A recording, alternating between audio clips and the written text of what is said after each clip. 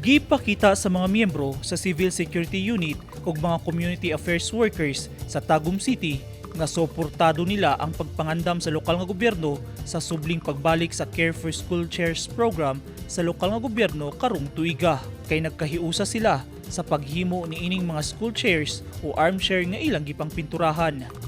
Gikan sa nakumpiskang mga troso ang gigamit nga mga materyales sa paghimo og armchair. Ingani sab ang gibuhat sa mga department heads sa lokal nga gobyerno niadtong Domingo.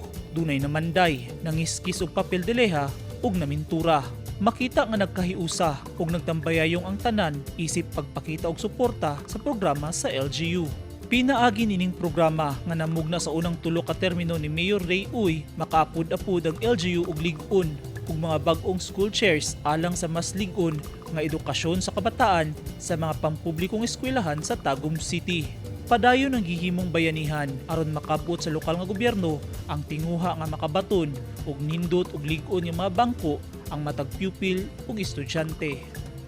Eugene Hinutan, Newsline Philippines. Stay safe.